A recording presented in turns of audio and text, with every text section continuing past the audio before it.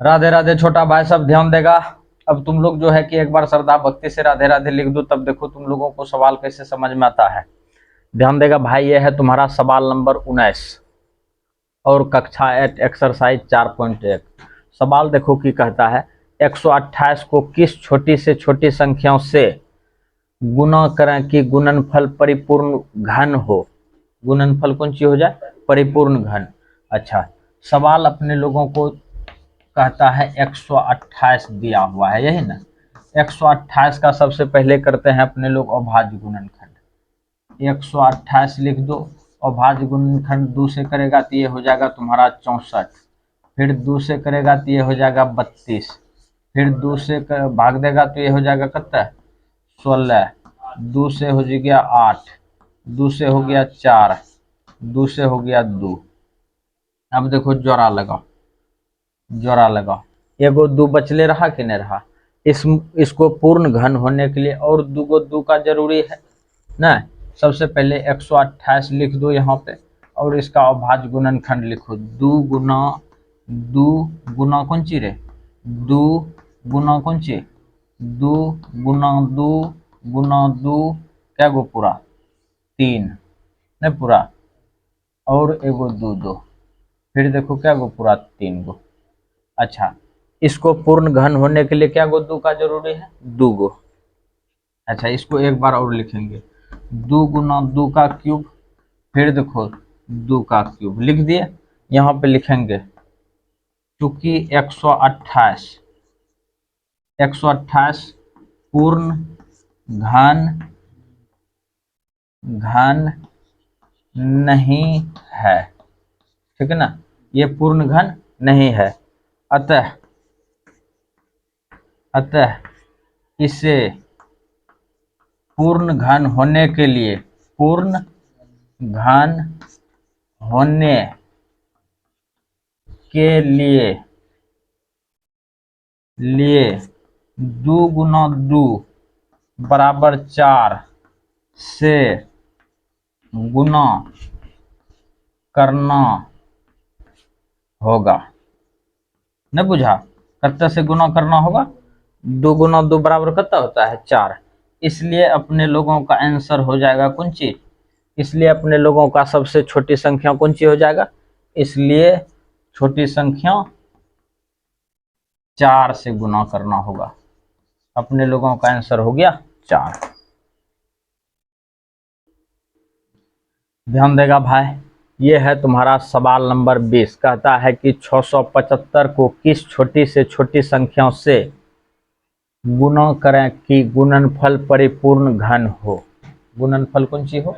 परिपूर्ण घन हो। तो अपने लोग सबसे पहले सॉल्व लिख दो श्रद्धा भक्ति से। उसके बाद अपने लोगों को दिया हुआ है 600 कितना? 75, यही ना है। अच्छा, 675 का करो अभाज्य गुणनखंड। इसको खिला दो 3 से। 3 दूना कितना हुआ? 6। फिर 3 दूना 6, 3 पचा 15। फिर इसको खिला दो 3 से। 3 सत्ता कितना हो गया? 21। और 3 पचा 15। फिर इसको खिला दो 3 से। 25 तिया कितना हो गया? 75। इसमें देखो खिला दो 5 से। 5 है 25। ये देखो 3 का जोड़ा लग रहा है ना, लेकिन 5 का जोड़ा लग रहा है 3 अंक में? नहीं लग रहा है। तो इसलिए अपने लोगों को पूर्ण घन होने के लिए एक 5 से और गुना करना पड़ेगा, तभी बन जाएगा पूर्ण घन।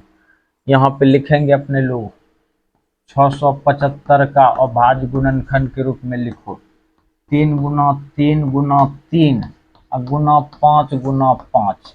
अब देखो इसको देखो लिखो 3 का क्यूब और ये हो गया 5 का स्क्वायर।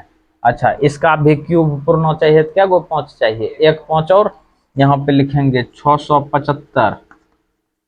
चूंकि 675 पूर्ण घन नहीं है, पूर्ण घन नहीं है।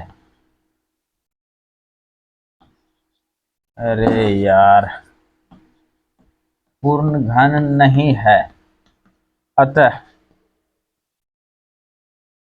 अतः पूर्ण घन होने के लिए, पूर्ण घन होने के लिए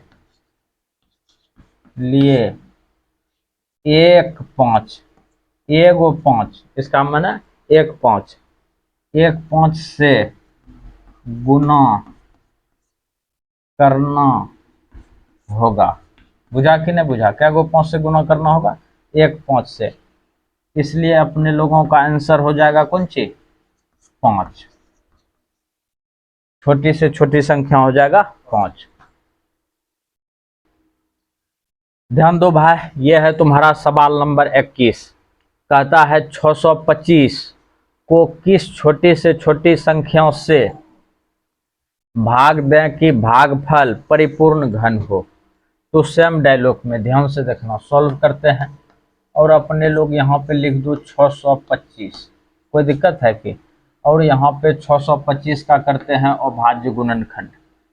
625, 6 2 8 5 13, ये पाँचे से खाएगा, 5 से खाएगा तो एक बार में 5 9 10 पचे 25 न होगा। फिर 5 से, 5 9 10 पचे 25, फिर 5 से खिला दो। यहाँ पे देखो क्या गो 5 हुआ। अच्छा ये देखो 3 का जोड़ा लग रहा है, लेकिन एक 5 तो बचले रह गया। यदि तुम इसमें एक 5 से भाग दे देता है तो ये परिपूर्ण घन बन जाएगा। बुझा कि नहीं बुझा? तो यहाँ पे देखेगा, ध्यान से लिखेंगे 625, 625 का अभाज्य गुणनखंड 5 गुना 5 गुना 5 गुना 5। अच्छा इसको देखो तो 5 का क्यूब लिख देगा, लेकिन एगो 5 तो बचले रह गया। यदि तुम इसी 5 से इसमें भाग दे देता है, इस तरह से ये कट जाएगा, तो ये जो है कि कौन सी बन जाएगा? पूर्ण घन बन जाएगा, परिपूर्ण घन।